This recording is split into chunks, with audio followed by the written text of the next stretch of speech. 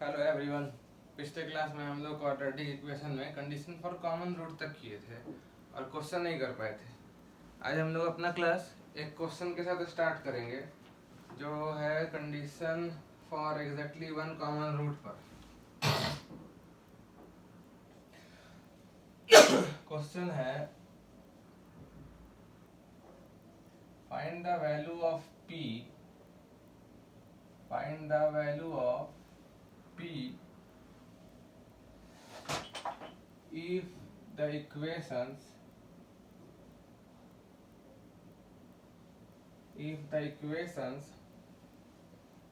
3x square minus 2x plus p equal to 0 and 6x square minus 17x plus 12 equal to 0 have exactly one common root, have exactly one common root. Also find that common root.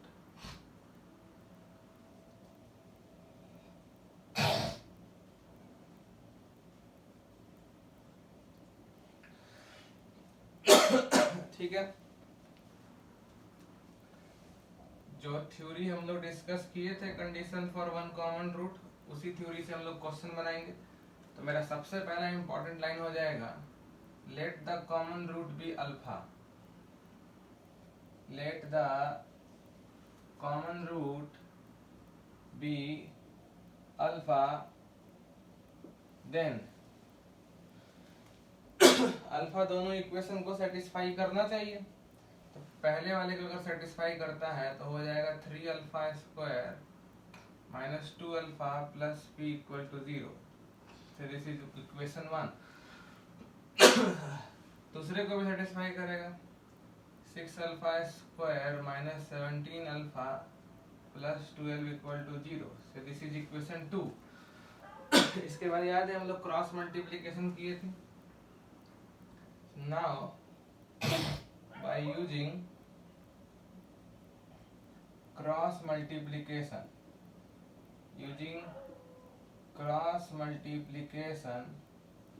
we get, पहले हम देखो क्या लिखते थे, alpha square by तो alpha square हटा दो, ऊपर से शुरू करेंगे तो माइनस 2 इंटू 12 माइनस 24।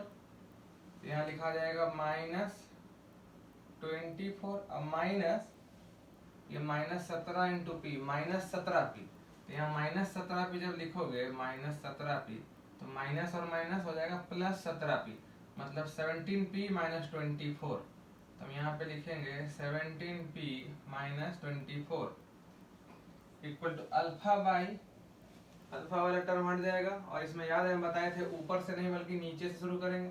तो 6 into p 6 p minus 3 into 12 36, 6p minus 36 equal to 1 by, constant हटाएंगे ऊपर नीचे करेंगे तो माइनस 51, फिर से माइनस, इधर से माइनस 12 जो हो जाएगा प्लस 12।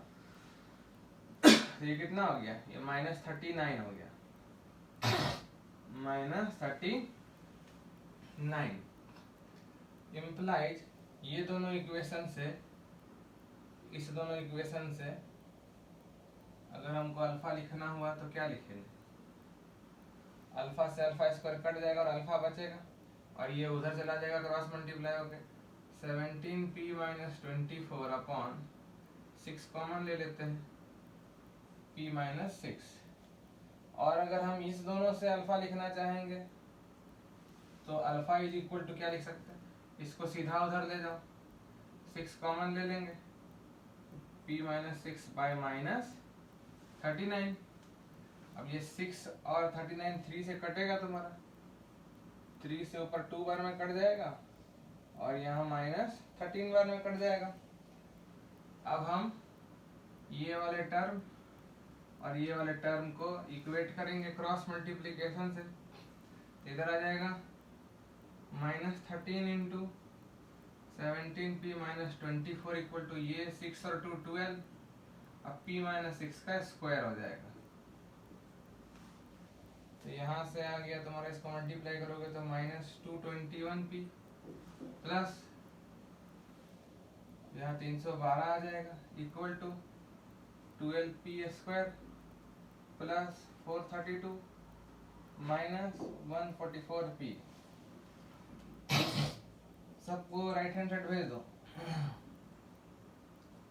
12p स्क्वायर ये उधर जाएगा प्लस 221p हो गया, तो 221p प्लस और माइनस 144, सो प्लस 77p और 312 432 में घटाना पड़ेगा, तो 120 equal to 0।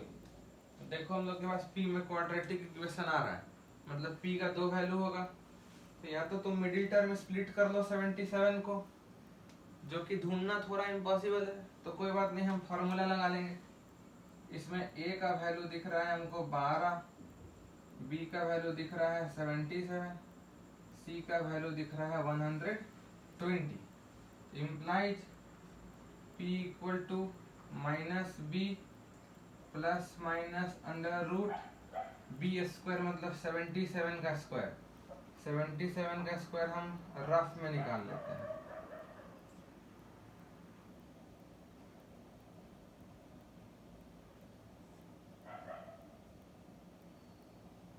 Okay 5929 minus 4ac, 4ac करोगे तो ये हो जाएगा 1440 into 4 5760 whole by 2a, 2a का मतलब 24 equal to minus 77 plus minus root under में कितना आ रहा है 9 हुआ इधर, 2 में से 6 गया 6, 58 में से 169, सो दिस इज 13, रूट 169 हो जाएगा 13 बाई 24। एक बार प्लस ले लेंगे तो माइनस 77 प्लस 13 हो जाएगा माइनस 64 बाई 24, या फिर माइनस ले लेंगे माइनस 90 बाई 24। ये मेरा 8 से कैंसिल आउट हो रहा है और ये मेरा 6 से कैंसिल आउट हो रहा है। तो p का दो वैल्यू हम लोग को दिख रहा है, ठीक है। इम्प्लाइज p का वैल्यू माइनस 8/3 होगा या फिर माइनस 15/4 होगा, ठीक है। p का दोनों वैल्यू हम लोग के पास है, मतलब अगर दोनों इक्वेशन में एग्जैक्टली एक रूट कॉमन होना है तो p माइनस 8/3 हो या फिर p माइनस 15/4 हो। फाइन। नेक्स्ट पार्ट है also find the common root. तो कॉमन रूट है अल्फा, और अल्फा का हमारे पास है, देखो दो एक्सप्रेशन। अल्फा हम इसको भी ले सकते हैं या फिर अल्फा ये भी है। अगर ये वाला p होगा तो इसमें तो दो बार p रखना होगा, इसमें एक ही बार रखना होगा तो हम यहाँ रखेंगे। अगर ये वाला p होगा तो हम यहाँ रखेंगे तो मेरा अल्फा आ जाएगा। मतलब दो केस है, ठीक है, वो दोनों केस हम यहाँ पे लिख दे रहे हैं। Case 1, if p equal to minus 8/3 then alpha equal to, यहाँ रख देंगे माइनस 8/3, तो 2 into minus 8/3 minus 6 upon minus 13, ये कितना आ जाना चाहिए, एलसीएम में यहाँ 3 आएगा, ऊपर हो जाएगा -8 और -18 जो हो जाएगा -26, तो -26/3 और यहाँ -13, तो माइनस माइनस कट जाएगा और 13 से 26 कट जाएगा 2 बार में, तो यहाँ 2/3 और यहाँ 2, सो अल्फा आ रहा है 4/3, तो तुम अपने हिसाब से कर लेना। Therefore common root will be 4/3। मतलब अगर p का वैल्यू -8/3 यहाँ सेट करेंगे तो इस दोनों इक्वेशन में एग्जैक्टली एक रूट कॉमन होगा और वो कॉमन रूट होगा 4/3। Case 2, if p equal to -15/4, then alpha equal to, यहाँ -15/4 रखेंगे, 2 इंटू -15/4 -6/-13, कितना आएगा उधर, -39/4 आएगा। तो तुम्हारा 3 से 39 कट जाएगा, 3 बार में 3/4 आ जाएगा और 2 से कटेगा, सो दिस इज 3/2। ठीक है, तो इस केस में कॉमन रूट विल बी 3/2। मतलब अगर p -8/3 होगा यहाँ पे, तो एक कॉमन रूट 4/3 होगा, और अगर p -15/4 होगा तो दोनों में एक रूट कॉमन होगा और वो कॉमन रूट होगा 3/2। ये हो गया मेरा जो नॉर्मल ट्रेडिशनल मेथड है उससे। लेकिन कभी कभी ऐसा होता है, जैसे ये क्वेश्चन, इसके दोनों रूट्स इजीली निकल सकते हैं बाय मिडिल टर्म स्प्लिट। तो हम दूसरा मेथड देख लेते हैं। देखना आंसर, -8/3 अगर p होगा तो कॉमन रूट होगा 4/3, और -15/4 होगा तो कॉमन रूट होगा 3/2। ये दूसरे मेथड से भी आ जाएगा। That method is little easier, पर ये वाला मेथड हर क्वेश्चन में लगेगा, कहीं भी नहीं फेल होगा ये मेथड। अभी जो दे रहे हैं वो कहीं कहीं लग जाएगा, कहीं कहीं नहीं लगेगा। जहां दूसरे इक्वेशन का रूट अच्छे से नहीं आएगा वहां नहीं लगेगा। मेथड 2 देखो, इक्वेशंस आर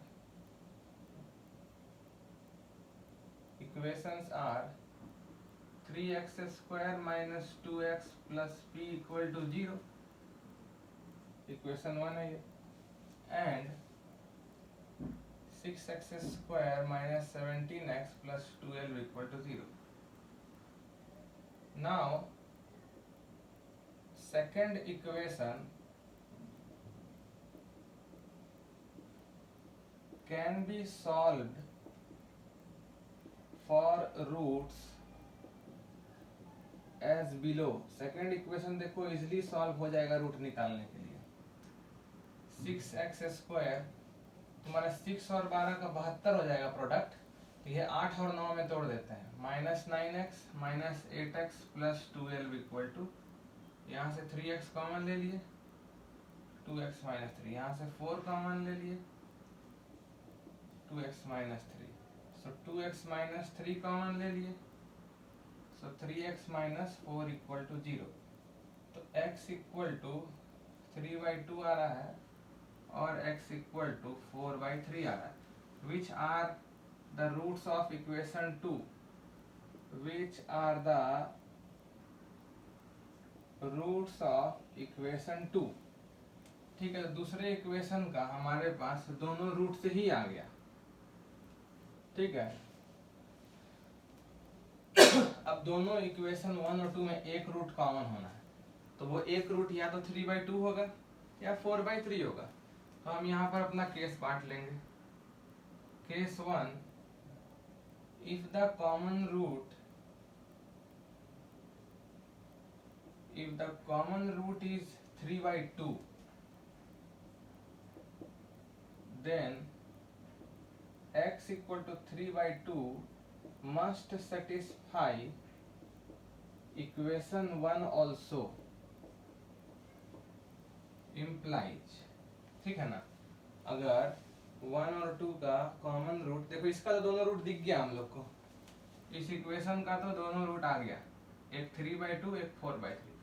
अब दोनों में कॉमन होना तो या तो यही कॉमन होगा या तो यही कॉमन होगा।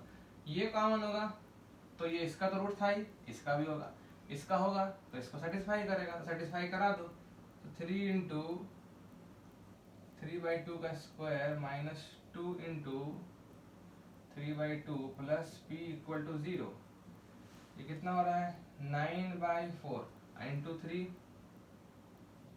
27/4। ठीक है, p आ गया 3 - 27/4। एलसीएम में 4 लोगे, इधर 12 - 15, सो -15/4। तुम चेक करो वीडियो को पीछे करके, यही एक p का वैल्यू आया था, और वहां भी दिखा था जब p का वैल्यू -15/4 होगा तब कॉमन रूट 3/2 ही था। ठीक है, या फिर 3/2 कॉमन रूट ना हो सकता है। इफ द कॉमन रूट, इसमें देखो वो अल्फा वाला क्रॉस मल्टीप्लीकेशन नहीं करना पड़ेगा। अगर कॉमन रूट 4/3 होगा then x equal to 4/3 must satisfy equation 1 also. Implies satisfy करवा देंगे हम। 3 इंटू 4/3 का square -2 into 4/3 plus p equal to 0। Implies कितना हो गया ये? ऊपर 16 नीचे 9, 9 3 से कट जाएगा, 16/3 -8/3 plus p equal to 0। So p equal to 8/3 -16/3, जो कि इजिली दिख रहा है -8/3।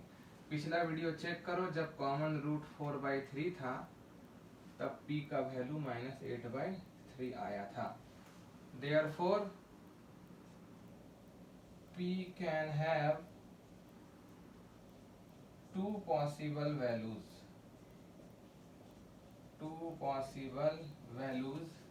that is p equal to -15/4 और p equal to -8/3।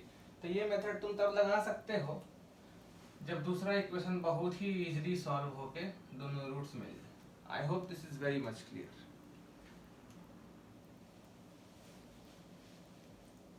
Next question लिखते हैं हम लोग।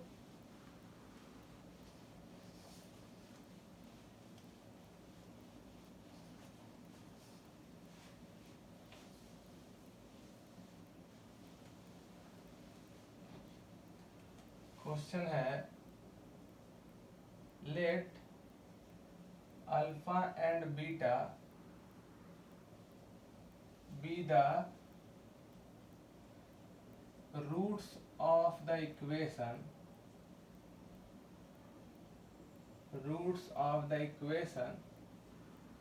x square minus 6x minus 2 equal to 0 and an be defined as an equal to alpha का power n माइनस बीटा का power n, where n belongs to natural number. Natural number मतलब 1 2 3 4 यही सब। Then evaluate 8 10 -2 times a8 by 2 times a9। तो video को pause करके questions को try जरूर किया करो, कम से कम 5 मिनट ट्राई किया करो। बन जाए तो ठीक है, नहीं बन जाए तो सॉल्यूशन तुम वीडियो को चला के देख सकते हो।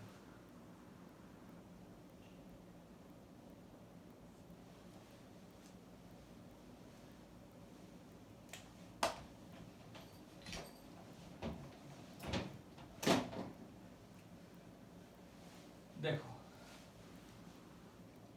क्वेश्चन दिया है x square -6x -2 equal to 0 has two roots alpha and beta, then the roots must satisfy the given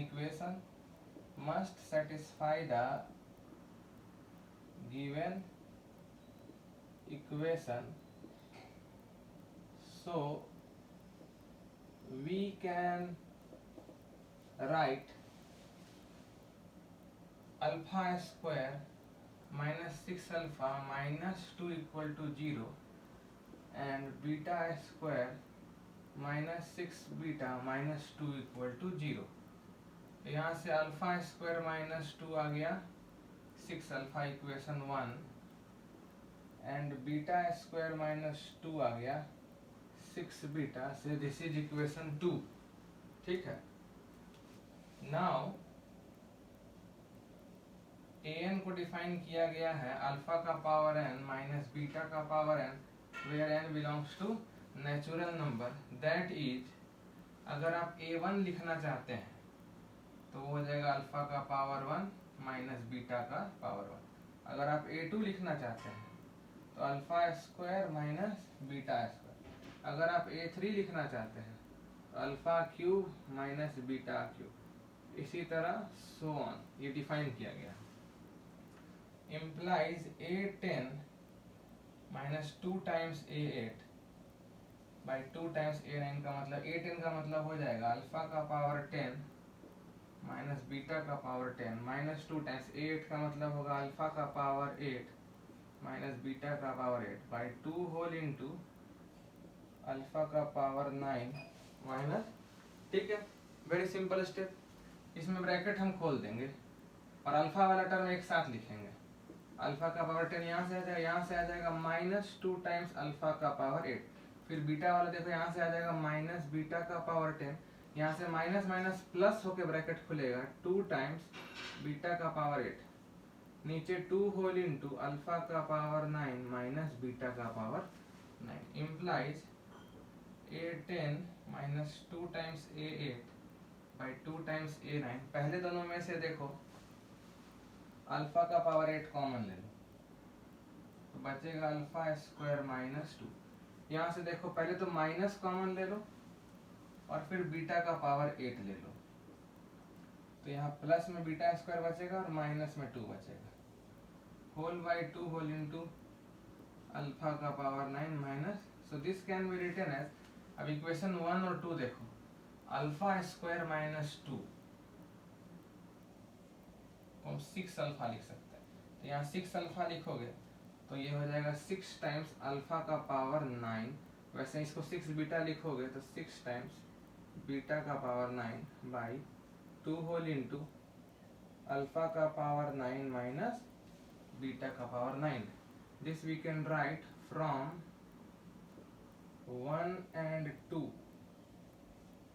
ठीक है, implies a10 minus 2 times a8 2 times a9 will be, इसमें से 6 कॉमन निकाल लो, 6 होल इंटू अल्फा का power 9 minus beta का power 9 by 2 whole into alpha का power 9 minus beta का power 9।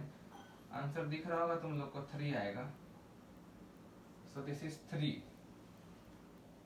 Implies a10 minus 2 times a8 by 2 times a9 का value होगा 3। This question was asked in JEE mains 2015। Very easy question. काफी बच्चे लोग stuck रह गए थे, कुछ लोग दोनों रूट्स निकाल दे रहे थे। दोनों रूट्स निकालोगे तो आएगा अंडर रूट 11 करके कुछ आएगा। कुछ लोग सम ऑफ रूट्स लिख रहे थे, कुछ लोग प्रोडक्ट ऑफ रूट्स लिख रहे थे। वो सबसे क्वेश्चन सॉल्व नहीं हो रहा है। आप इसको लिखो, तब तक हम आगे कॉन्सेप्ट डिस्कस करते हैं।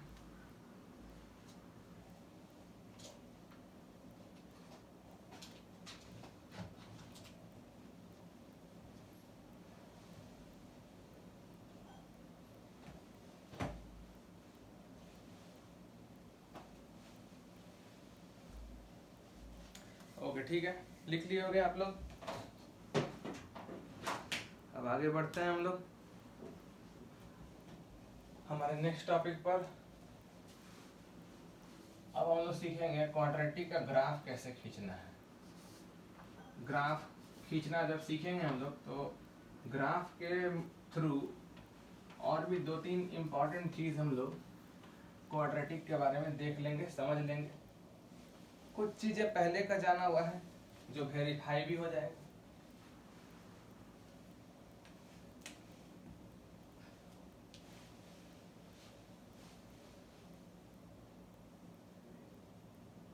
इजी है।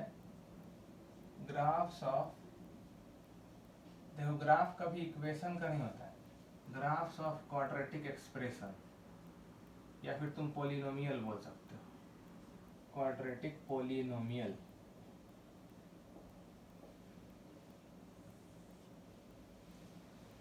तो हम लोग एक क्वाड्रेटिक कंसीडर करते हैं।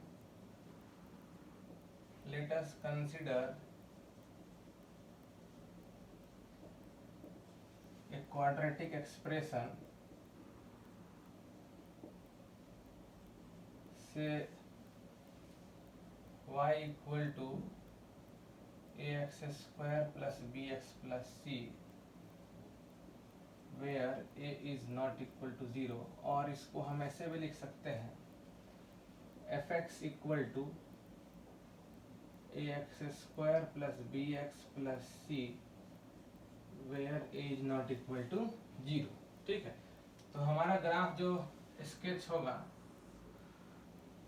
वो y वर्सेस x में होगा। ठीक है, x एक्सिस y एक्सिस जानते ही हो, अभी कुछ वीडियोस पहले लीनियर का ग्राफ खींचे थे, कांस्टेंट का ग्राफ खींचे थे, अब हम लोग 2 डिग्री का ग्राफ खींचेंगे। वी नो दैट जब हम लोग क्वाड्रेटिक शुरू किए थे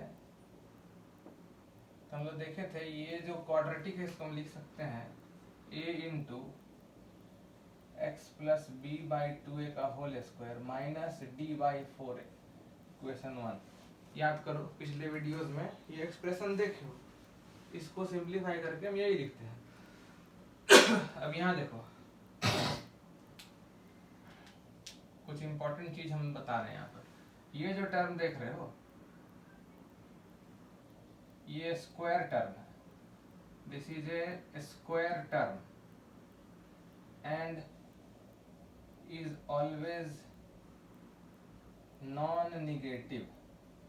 नॉन निगेटिव का मतलब ये स्क्वायर कभी निगेटिव नहीं हो सकता है, बहुत कम होगा तो 0 हो जाएगा, नहीं तो उससे ज्यादा ही रहेगा।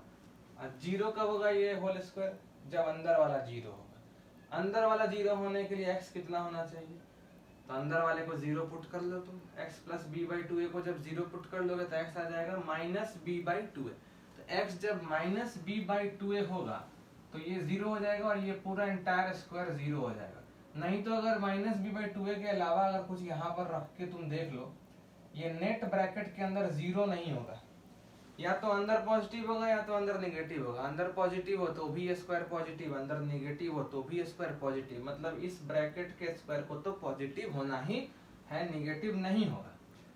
अब किसका किसका साइन का कोई ठिकाना नहीं है, जैसे a sign is not known, यहाँ भी a sign is not known, d discriminant sign is not known, यहाँ लिख लेते हैं where d equal to b square minus 4ac। तो एक बात तो क्लियर है, a नॉट इक्वल टू 0 है, a अगर 0 हो गया तो साफ टर्म में खत्म हो जाएगा। ठीक, ये क्वाड्रेटिक बचेगा ही नहीं, bx प्लस c बचेगा, खाली लीनियर होगा। मतलब घूम फिर करके हमको ये पता चला कि क्वाड्रेटिक है तो a 0 होगा नहीं और a का साइन पता नहीं है। मतलब दो केस है, a या तो पॉजिटिव होगा या तो निगेटिव होगा। So case 1 a greater than 0, मतलब when leading coefficient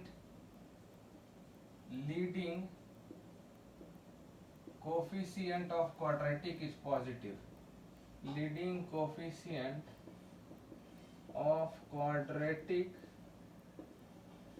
तब देखो हम लोग क्या सोच सकते हैं इस ग्राफ के बारे में। ये तो पॉजिटिव था ही, a भी पॉजिटिव हो गया तो ये ओवरऑल पॉजिटिव हो जाएगा, इसमें कोई डाउट नहीं है। ठीक, लेकिन y का वैल्यू कुछ पता नहीं चल रहा है कि पॉजिटिव है कि निगेटिव है। ये जो d बाई 4a है वो अगर इस पूरे टर्म के बराबर हो गया तो नेट 0 हो जाएगा। अगर ये d बाई 4a इस पूरे टर्म से छोटा हुआ तो ये पॉजिटिव हो जाएगा, और अगर d बाई 4a इस पूरे टर्म से ज्यादा बड़ा है तो y निगेटिव हो जाएगा। मतलब y का अभी साइन हम लोगों को कुछ भी पता नहीं है। तो जब a ग्रेटर देन 0 होगा then it is clear that a into x plus b by 2a का whole square must be positive, must be non negative लिखना चाहिए। पॉजिटिव का मतलब हो गया कि हम कंफर्म होके बोल रहे हैं कि ये पूरा पॉजिटिव है। हो सकता है ये पूरा 0 हो जाए, बताएं हम कब 0 होगा, जब a तो 0 होगा नहीं तो ये 0 होगा। तो जब x minus B by two A होगा तो ये 0 हो सकता है। ये पूरा निगेटिव नहीं होगा, क्यों? ये भी पॉजिटिव, ये भी positive, but sign of y is not known. Sign of y is not known which depends on the sign of capital D, which depends on the sign of capital D। D मतलब वही b square minus 4ac, ठीक है। मतलब पूरा खेल आ गया है अब हम लोग का साइन ऑफ D पर। तो D के लिए भाई 3 केस होगा। D 0 से बड़ा भी हो सकता है, D 0 के बराबर भी हो सकता है, और D 0 से छोटा भी हो सकता है। तो अगर हम लोग केस लेते हैं D ग्रेटर देन 0, एक केस लेते हैं हम लोग D इक्वल टू 0, और एक केस लेते हैं हम लोग D लेस देन 0, ठीक है। तो D ग्रेटर देन 0 में देखो एक रफ ग्राफ हम ड्रॉ करने का कोशिश करेंगे। I will always say this will be a rough graph, not an exact graph। ये होगा x एक्सिस, ये होगा y एक्सिस, ठीक है। अब देखो ध्यान से, जब d ग्रेटर देन 0 होगा तो हमको देखो इस पे फोकस करना है। फिर जब d इज इक्वल टू 0 होगा इसी पर फोकस करना है, और जब d लेस देन 0 होगा इसी पर फोकस करना है। इसी का ग्राफ बनाएंगे हम, y बराबर इस फंक्शन का, मतलब y बराबर इस क्वाड्रेटिक का। तो तीनों में हम लोग को x एक्सिस और y एक्सिस का जरूरत है।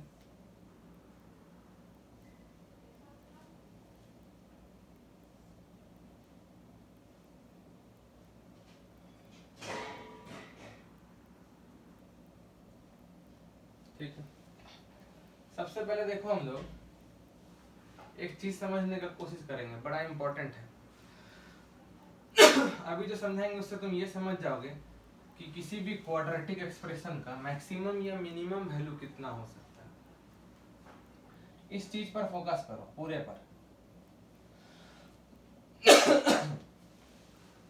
ए पॉजिटिव है, ये पूरा स्क्वायर भी पॉजिटिव है, तो ये तो पूरा पॉजिटिव होगा। अब ये पॉजिटिव हो, निगेटिव हो या 0 हो, उससे कोई मतलब नहीं है। ये जो x है, x जब तुम रखोगे माइनस बी बाई टू है, x का वैल्यू जब रखोगे माइनस बी बाई टू है, तो ये और ये कैंसल आउट हो जाएगा और ये नेट वैल्यू 0 हो जाएगा। ये नेट वैल्यू 0 हो जाएगा तो y की वैल्यू आ जाएगा माइनस डी बाई 4 है। y का वैल्यू आ जाएगा माइनस डी बाई 4 है, ठीक है। कब? x जब माइनस बी बाई टू रखोगे तो y का वैल्यू आएगा माइनस डी बाई 4 है। मतलब रफली मान लो कि यहाँ पे है x equal to minus B by two A. यहाँ पे रफली मान लेते हैं कि है x equal to minus B by two ए। तो यहाँ पे रफली मान लेते हैं कि x equal to minus B by two A. x equal to minus B by two ए। तो जब x minus B by two A होगा, तीनों ग्राफ में हम बोल रहे हैं, चाहे d पॉजिटिव हो, चाहे d निगेटिव हो या d 0 हो, जब तुम x रखोगे minus B by two A, x जब रखोगे माइनस बी बाई टू ए, तो ये पूरा 0 हो जाएगा और y का वैल्यू आ जाएगा माइनस डी बाई 4 है। y का वैल्यू आएगा माइनस डी बाई 4 है। तो एक चीज हम लोग को नोट करना है यहाँ पर कि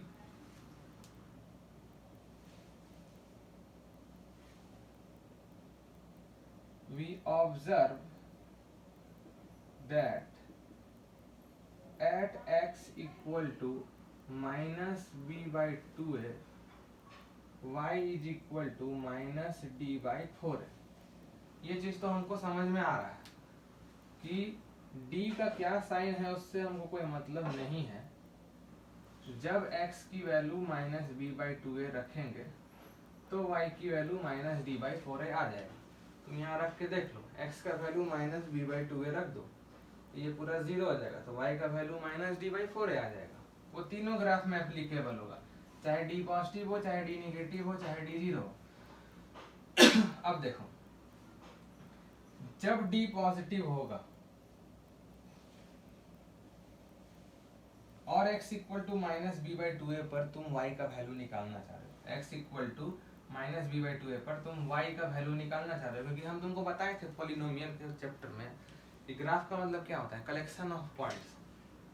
जब x हम यहाँ -b/2a रखेंगे तो ये 0 हो गया, और y आ गया -d/4 है। y कितना आ गया? -d/4 है, ये वाला y आ गया -d/4। जब d पॉजिटिव होगा, जब d पॉजिटिव होगा तो ये d पॉजिटिव हो गया, और नीचे a ऑलरेडी पॉजिटिव हम लिए हुए हैं, तो positive bye positive overall positive, और यहाँ एक निगेटिव है तो ये निगेटिव हो गया, तो y निगेटिव आएगा। तो इस x के करस्पॉन्डिंग जो y आएगा वो ऊपर नहीं आएगा बल्कि नीचे आएगा, निगेटिव आएगा। मान लो वो वाला y यहाँ पे है, ये y होगा डेफिनेटली -d/4।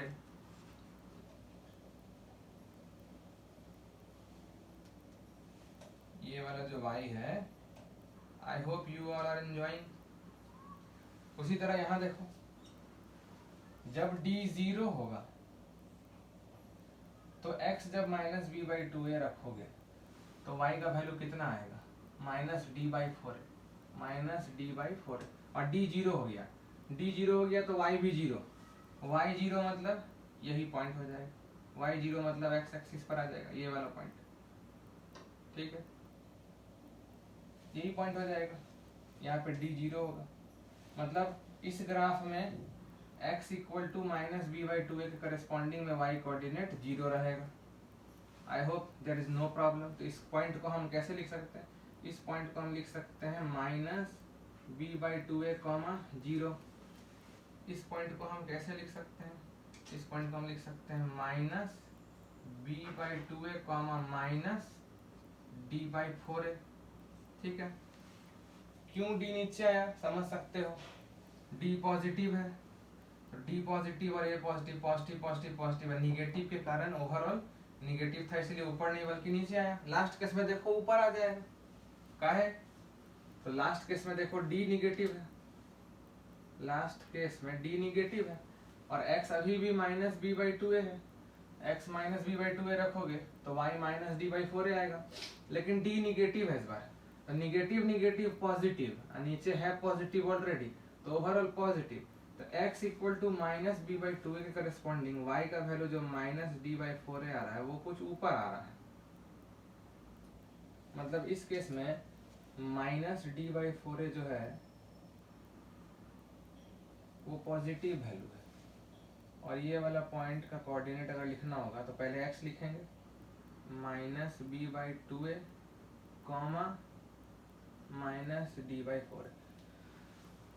यहाँ भी कोऑर्डिनेट वही है, यहाँ भी कोऑर्डिनेट वही है, यहाँ भी कोऑर्डिनेट वही है, बस अंतर क्या है, यहाँ -d/4 निगेटिव हो गया है, यहाँ d ही 0 था इसीलिए -d/4 0 बन गया है, और यहाँ d निगेटिव था इसलिए -d/4 पॉजिटिव हो गया, ठीक है। मतलब इस पॉलिनोमियल का जो ग्राफ बनेगा वो ग्राफ डेफिनेटली इस पॉइंट से पास करेगा। क्यों? क्योंकि x रखने पर y यही आता है, तो x रखने पर y का पॉइंट ये मिलाओगे तो ग्राफ इस पॉइंट से पास करेगा। क्यों? क्योंकि दिस पॉइंट सेटिस्फाइज दिस, क्योंकि x -b/2a रखोगे तो y -d/4 आएगा। सिमिलरली इसमें x -b/2a रखोगे तो ये कट गया -d/4, और d चूंकि 0 है तो फिर y भी 0 आ जाएगा, तो x ये रखने पर y 0 आएगा, तो इसमें ग्राफ यहाँ से पास करेगा, वैसे ही इसमें ग्राफ यहाँ से पास करेगा। अब देखना है कि ग्राफ होगा कैसे, अभी तो हम लोग को बस ग्राफ पर एक ही पॉइंट मिला है, तो हम लोग देखो सबसे पहले ये वाला देखते हैं। जब x तुम -b/2a रखोगे इसमें तो y आ गया तुम्हारा -d/4, ओके मानते हैं। अब x मान लो -b/2a नहीं रखोगे, x तुम ये रहा -b/2a का लाइन, तुम -b/2 से थोड़ा ज्यादा भी रख सकते हो, मान लो ये वाला x ले लिए, या फिर ये वाला x ले लिए, या फिर ये x लिए, या ये x लिए, या ये x लिए, तो सब पे अपना अपना y आएगा। तुम -b/2 से छोटा x भी ले सकते थे, ये एक्स ले सकते थे, ये एक्स ले सकते थे, ये भी एक्स ले सकते थे, इधर एक्स ले सकते थे, इधर एक्स ले सकते थे। हर एक्स पे अपना अलग वाई आएगा। वो सारा वाई हमको देखना है कि इस वाई से माइनस डी बाई 4a से बड़ा होगा या फिर छोटा होगा।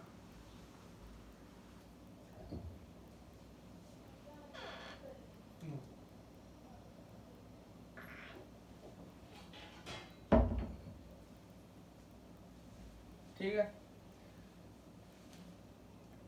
अब देखो x अगर तुम माइनस बी बाई 2a से ज्यादा कुछ रखोगे, यहाँ पे माइनस बी बाई 2a से ज्यादा कुछ रखोगे, तो ये भी overall minus B by 2a, जब यहाँ जब x, इसमें जब हम x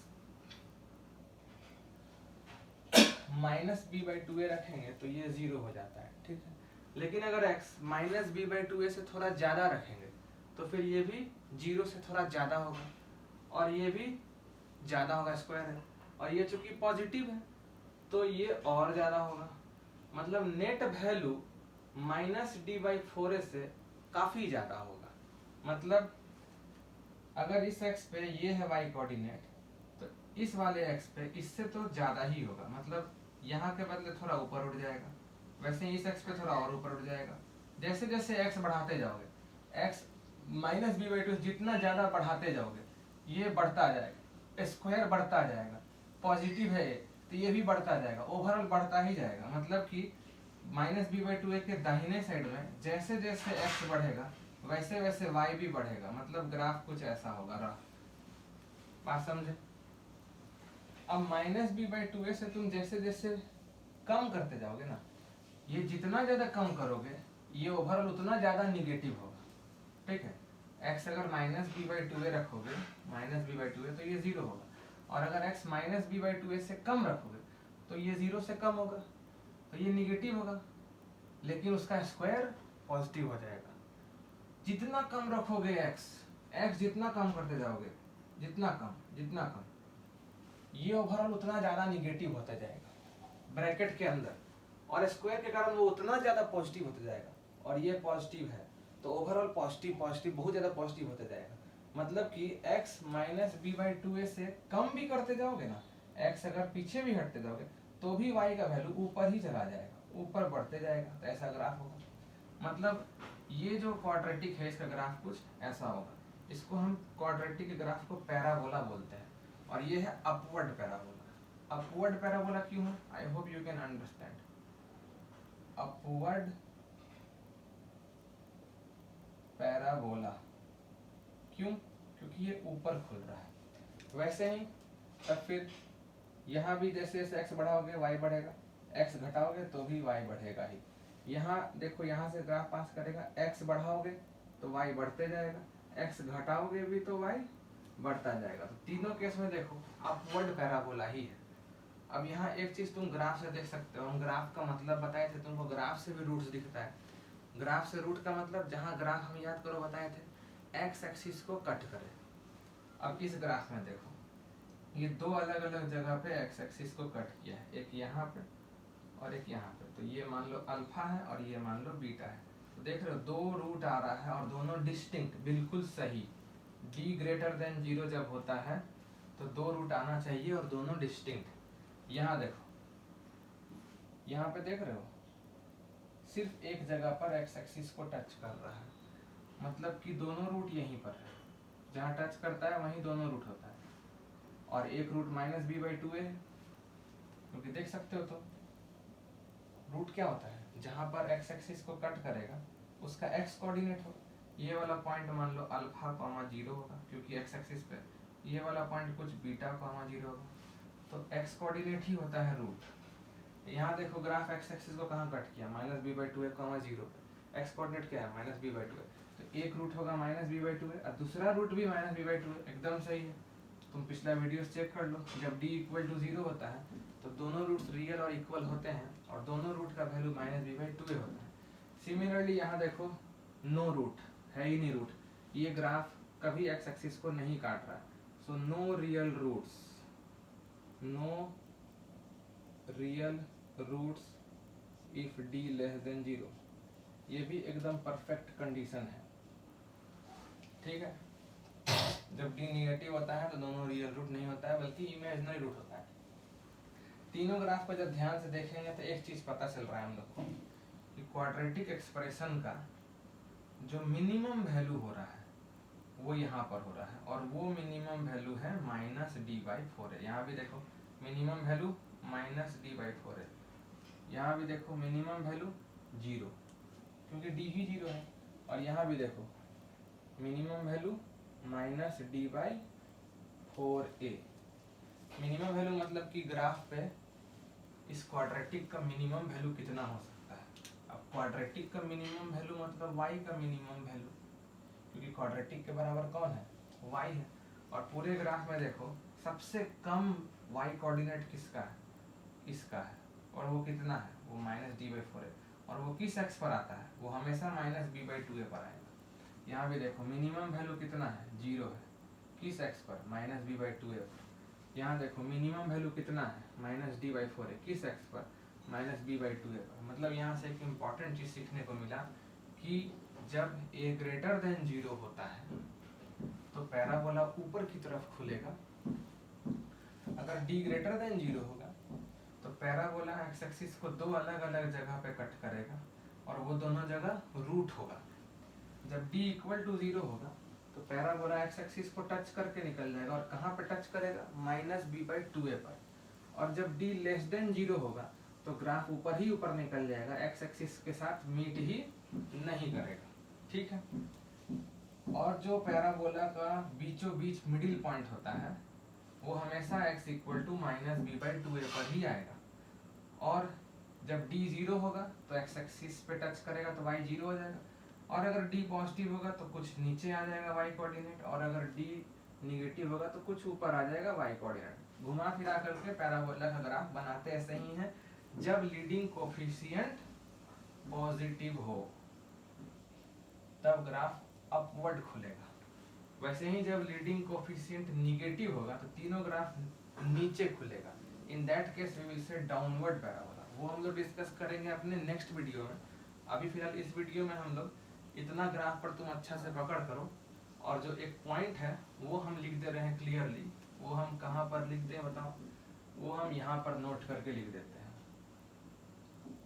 नोट ये है कि when a greater than 0 then the expression